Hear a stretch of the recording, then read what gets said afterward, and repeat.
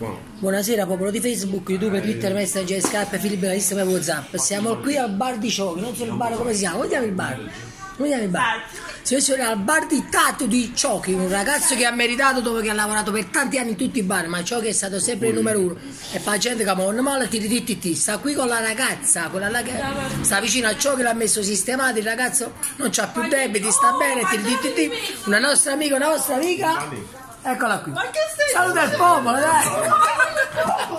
Ecco, signori e signori, il nostro tatuatore Fortunato Tatu. Eccola qui, grazie a Fortunato.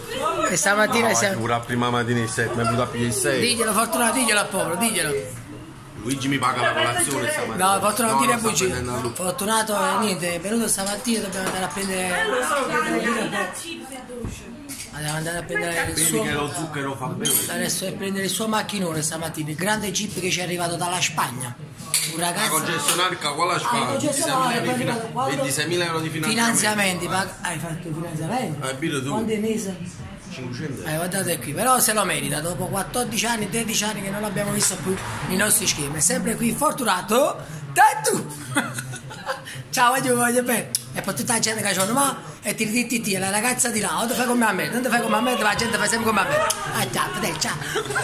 Tieni un attimo qua, Pezzica, fatti vedere un attimo qui. Va bene, no, un po' costosa. Ciao ragazzi, ciao Pezzica, venite da me. Ciao.